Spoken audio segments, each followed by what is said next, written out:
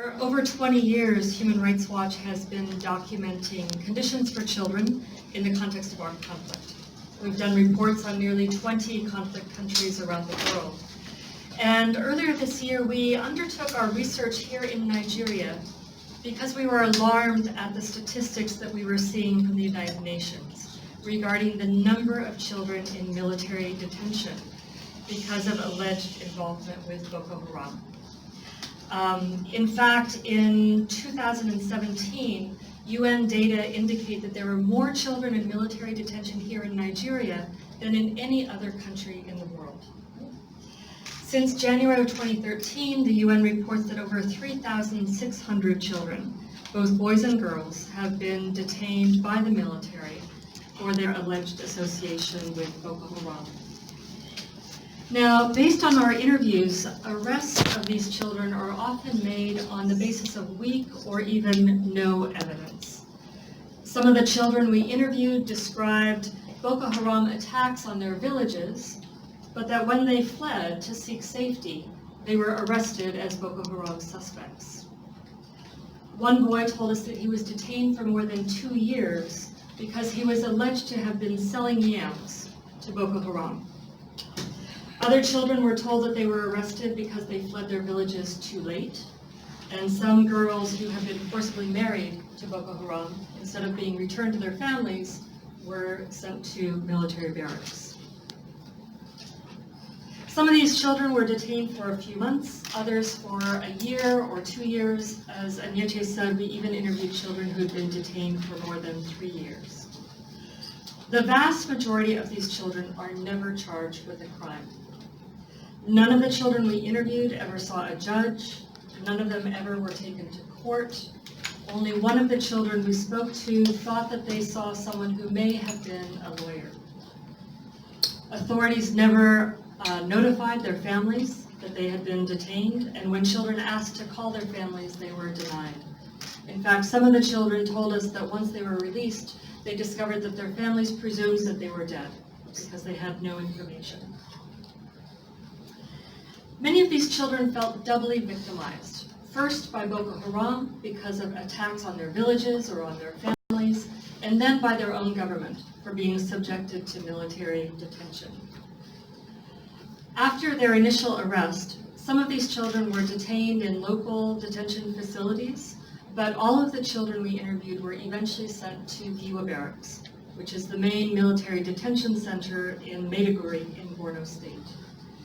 The conditions that the children described there were appalling.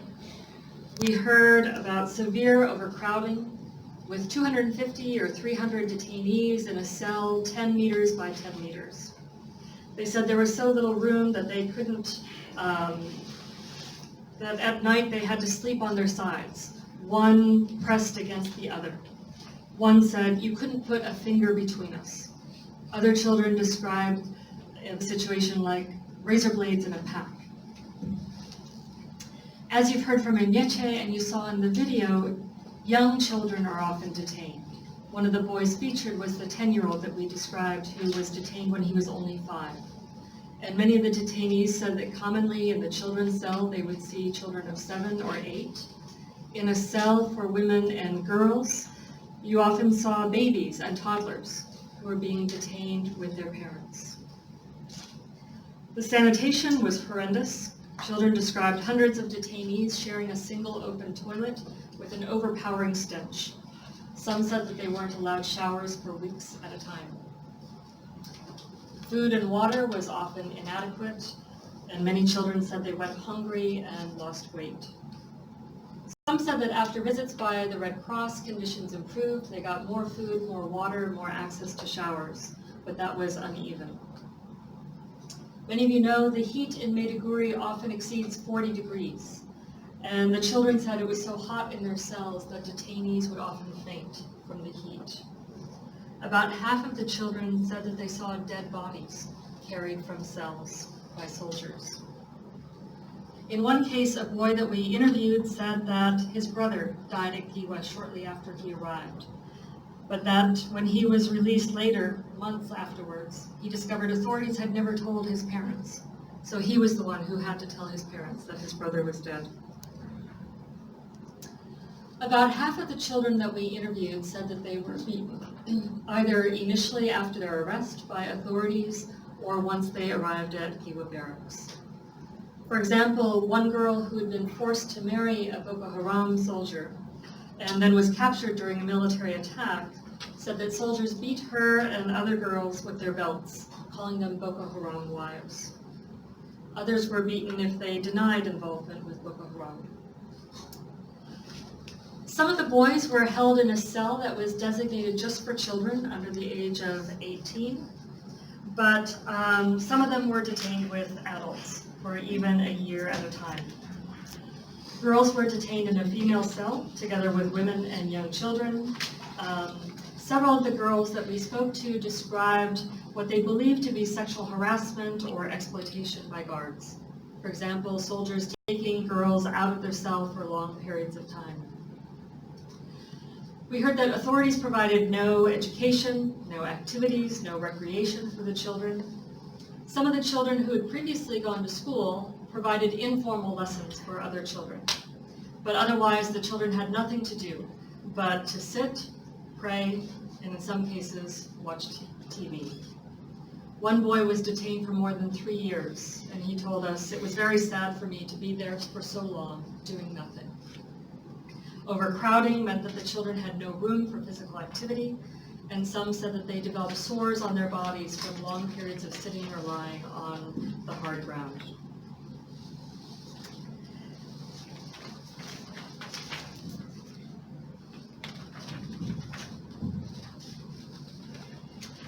What we found is that Nigeria's military detention of children violates international law and standards.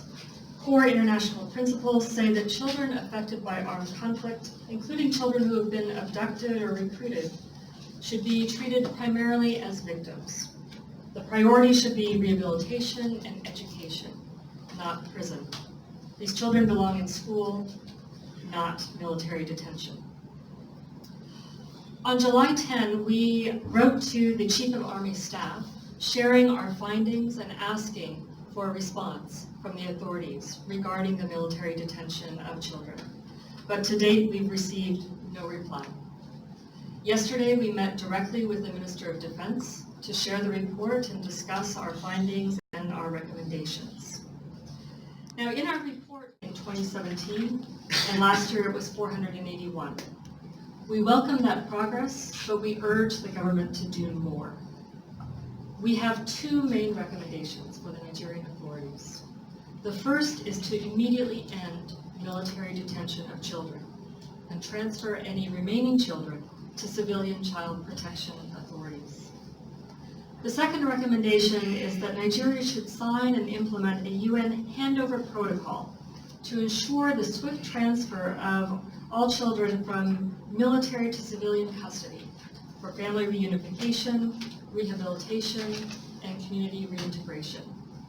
Other countries in West Africa, like Chad, Mali, Niger, have all already signed such protocols. Now, we recognize that there may be cases where children have committed actual crimes. Now, if that's the case, they should be treated in civilian courts according to international juvenile justice standards. They should not be detained for years on end without charge or without any judicial process. We recognize that the Boko Haram insurgency has created real challenges for the Nigerian authorities. And as Mausi indicated, in some respects, the authorities have taken real leadership.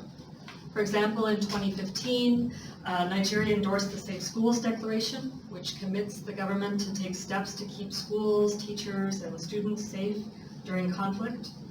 And in 2017, the Civilian Joint Task Force signed a UN action plan to end its use of child soldiers and has released more than 1,700 children from its ranks. So we now hope that the Nigerian government will show similar leadership by ending military detention of children. Military detention of children is no answer to Boko Haram's violence, and to the contrary, it only risks adding fuel to the fire. Just in closing, I also want to stress that the recommendations we're making here today are not just coming from Human Rights Watch. In fact, in December 2017, the UN Security Council's Working Group on Children in Armed Conflict expressed grave concern about the military detention of children here in Nigeria and recommended that the government sign a handover protocol. And the UN Secretary General himself made that same recommendation just a couple of months ago.